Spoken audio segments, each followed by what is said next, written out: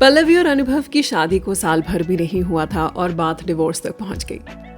1 साल पहले ही तो दोनों की शादी हुई है, अरेंज मैरिज, लेकिन दोनों पेरेंट्स की मर्जी से, और दोनों ने ही इस शादी को हाँ करने के लिए 6 महीने का टाइम लिया, एक दूसरे के साथ वक्त बिताया और एक दूसरे को और जानने की कोशिश की। 6 महीने तक सब कुछ बहुत अच्छा चला। शादी से पहले एक दूसरे को ऐसा लगा कि बस they are the perfect couple. फिर अचानक से 365 दिन में ऐसा क्या हो गया? खास बात यह है कि अनुभव और पल्लवी दोनों अच्छी जॉब में थे, अच्छा पैसा कमाते हैं और इसके साथ साथ अकेले रहते हैं, यानी कि दोनों ही साइड के इन-लॉज का कोई इंटरफेरेंस नहीं है। फिर अनुभव के पापा ने दोनों को बिठाकर शादी को सक्सेसफुल करने का एक रामबाण या यूं कह लीजिए कि एक मंत्रा दिया और कहा कि अगले 365 दिन इसे जरूर फॉलो करो और जादू देखो।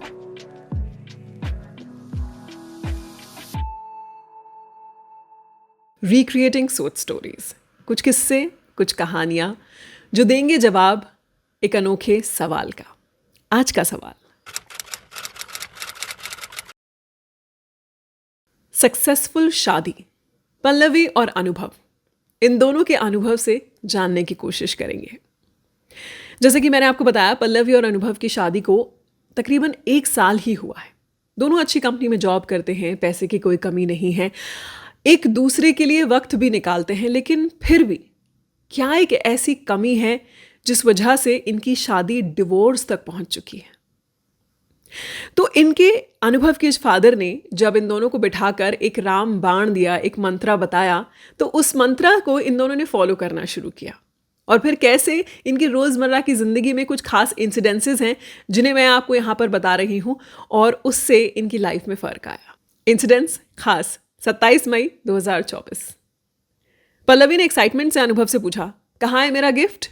अनुभव ने उतना ही ठंडा रिएक्शन दिया, समझ ही नहीं आया यार, क्या ऑर्डर करूं तुम्हारे लिए? इतनी ड्रेसेस हैं, इतने कपड़े हैं तुम्हारे पास, इतने बैग्स हैं। पल्लवी ने कहा, इतने दिनों से मैं तुम्हें हिंट दे रही हूं, ये वॉच चाहिए थी मुझे। कोई नहीं, वीकेंड पर साथ चलेंगे, डिनर मेरी तरफ से, गिफ्ट तुम्हारी तरफ से। अनुभव का दिल पिघल गया। उसने कहा, your wish is my command. Scene number 2, Anubhav और पल्लवी को अपने पेरेंट्स से मिलने जयपुर जाना था।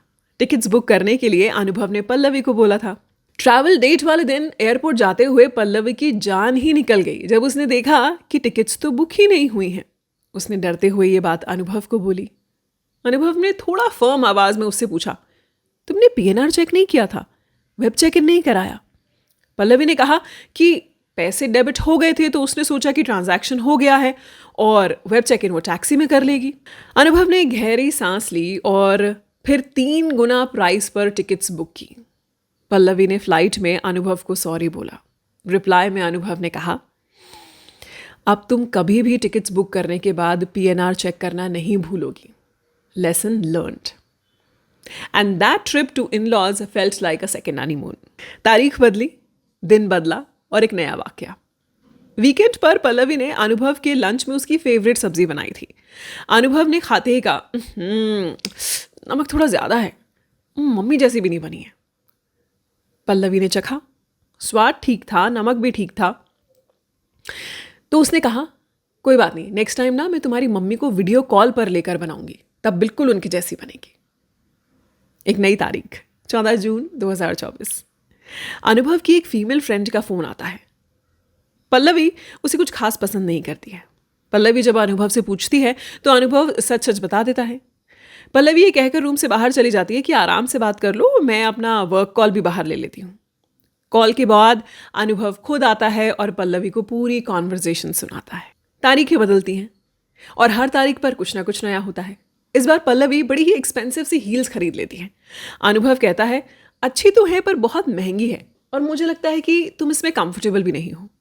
पल्लवी हंसकर कह देती है, देखो darling, heels are like periods, we know painful है बट होना भी जरूरी है।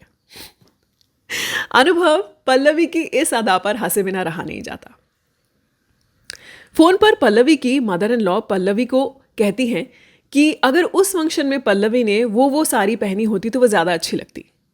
पल्लवी अनुभव के हाथ से, सॉरी टेक, कुछ दिनों बाद अनुभव अपनी मम्मी से फ़ोन पर वीडियो कॉल पर बात कर रहा होता है। बात बात में कोई फंक्शन की बात निकलती है और अनुभव की मम्मी कह देती हैं कि पल्लवी अगर उस शादी में वो साड़ी पहनती तो शायद ज़्यादा अच्छी लगती। इससे पहले कि अनुभव कुछ कहता, पल्लवी खुद अनुभव के हाथ से फ़ोन ले लेती है और कहती है, हाँ मम्मा, आप बिल्कुल सही कह रहे हो। आप एक काम करिए, इस बार मुझे 2-4 नई साड़ियाँ दिला दीजिए और मेरा नए साल का रेजोल्यूशन तो यही है कि सारी साड़ियाँ पहन लूँगी।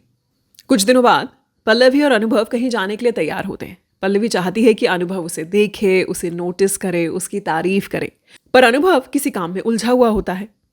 तो पल्लवी को एक ट्रिक आती है। वो अपनी खुद की सेल्फी क्लिक करती है और उसी वक्त अनुभव के फ़ोन पर सेंड कर देती है। अनुभव couldn't stop gushing over this beautiful gesture of Pallavi. एक वीकेंड पर पल्लवी जब उठती है तो अनुभव घर पर नहीं होता है। वो सोच में पड़ जाती है कि अरे इतनी सुबह सुबह कहाँ चले गए। वो 3-4 बार अनुभव को फ़ोन करती है, अनुभव फ़ोन नहीं उठाता है। तो पल्लवी और परेशान हो जाती है।